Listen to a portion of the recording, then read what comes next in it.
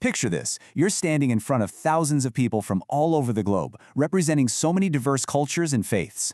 The room is completely packed, and it's heavy with anticipation. And you, well, you're a young, completely unknown monk from colonial India. You've got hardly any money, zero political power, but you step right up to that podium, take a deep breath, and deliver just 5 words that literally echo through history.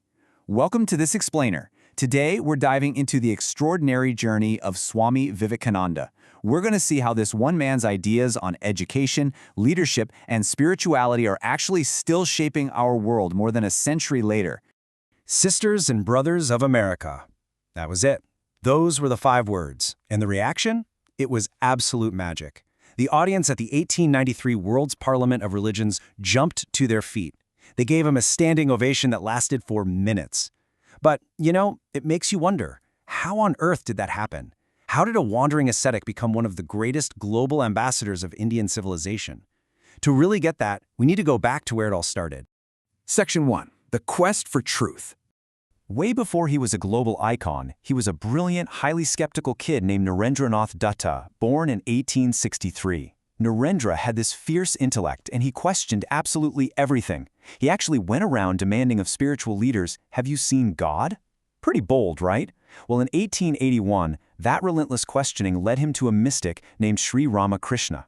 And Ramakrishna didn't just hand him some intellectual theory, he offered him direct experience, basically saying, "Yes, I see God as intensely as I see you."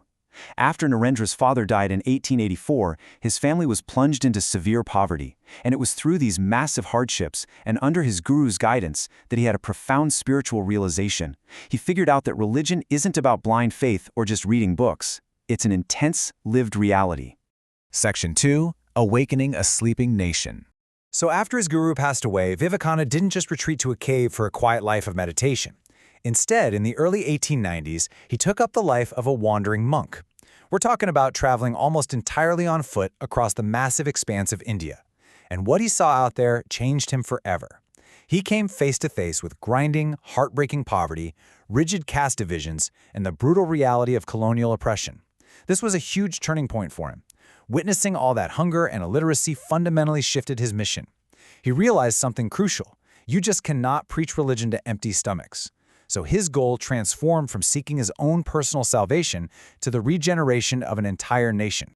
He came to this really stark realization: a nation indifferent to its weakest members could never be truly free. Before any kind of grand spiritual awakening could happen, the masses desperately needed self-respect, food, and social equality. Yes, India needed a spiritual revival, absolutely, but equally it needed practical education and self-belief to lift up the downtrodden. Section 3. The Historic Chicago Address. Armed with this deep, first-hand understanding of his country's suffering, he headed to the West in 1893. He faced immense uncertainty, waiting tirelessly just to get permission to speak. But when he finally stepped onto that stage, he created a worldwide sensation. Why? Well, while other speakers were up there talking about their own specific creeds, Vivekananda spoke about universal brotherhood. He masterfully introduced Hinduism and Vedanta to the West, but he focused heavily on religious tolerance, respect for all faiths, and choosing harmony over fanaticism. And by doing that, he totally dismantled these deep-rooted colonial stereotypes and brought a massive surge of cultural pride back to the Indian psyche. Section 4. Practical Vedanta and Yoga. Now, to truly understand his global impact, we have to talk about his core philosophical framework. It's called Neo-Vedanta. Let's break this down simply, because it's a real game changer. Traditionally, a lot of philosophies taught that the physical world is just an illusion you need to escape. But Vivekananda modernized this. He taught that the world is an actual living manifestation of the divine. Because the divine, or the Atman, the universal soul, is inside every single human being. Serving humanity is quite literally the highest form of serving God. All selfless work actually becomes sacred worship. So it's not just a philosophy to think about, it's a philosophy of action. On top of that, he completely demystified yoga for the modern seeker.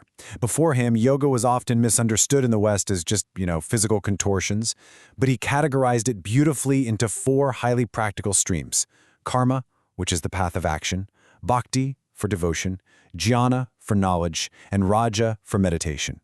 He basically presented yoga as a rational science of the mind, giving people the exact practical tools to manifest their own inner divinity, no matter what their personality type was. Section 5. Man-making education. This spiritual philosophy wasn't just meant for monks either. It was his real-world blueprint for societal reform, and the engine for that reform was education. He had this incredibly powerful insight. Education is the manifestation of the perfection already in man. He fiercely criticized the colonial education system of his time, arguing it was basically a factory designed to produce obedient clerks by force-feeding them facts. For him, true education isn't about just stuffing information into a brain. It's about awakening the latent inner power, the dignity and the excellence that's already sitting right there inside you. He called this man-making education. The core outcomes, they were all about the formation of character, expanding the intellect, building mental strength, and creating true self-reliance. Just think about how incredibly relevant that is for us today. Whether you're a student facing intense competitive exams, an entrepreneur, or an aspiring ethical leader, it's all about building unbreakable mental resilience. He also insisted that this education had to reach everyone. He strongly advocated for the empowerment of women and marginalized castes, famously pointing out that a bird simply cannot fly on only one wing. Section 6. Vision for Universal Religion. As we look at his enduring legacy, we really have to examine his brilliant framework for navigating our modern, highly interconnected world. And it comes down to a profound distinction he made between tolerance and acceptance. We hear a lot about religious tolerance today, right? But Vivekananda argued that tolerance just isn't enough. It actually implies a subtle superiority, almost like you're merely putting up with something you secretly think is inferior. Acceptance, on the other hand, is a radical shift. It means genuinely acknowledging that another person's spiritual path is entirely valid and true for them. He made this bold statement: we accept all religions as true. He wasn't trying to create one single mashed-up religion to take over the world. Instead, he recognized that since the ultimate reality is one, different religions are really just different, totally valid pathways leading to the exact same truth. In today's world, where interreligious conflicts are still a huge threat to global stability, this genuine mutual respect isn't just a nice idea. It's a vital, highly practical resource for global peace. So, we've covered his incredible journey from a skeptical student to a wandering monk all the way to a global icon. We've explored practical Vedanta and his vision for man-making education. Now, I want to leave you with a question, one directly inspired by his teachings. What would happen if you truly, deeply believed that infinite strength already exists right now within you? How would that change the way you approach your daily struggles, your career, or how you serve others? You see, Swami Vivekananda's message was never about escaping the world. It was always about conquering it through inner strength and selfless service. I really encourage you to take this empowering worldview and apply it to your own life today. Thank you so much for joining me on this explainer. And as you go forward, always remember his most famous, timeless mantra: arise, awake, and stop not till the goal is reached.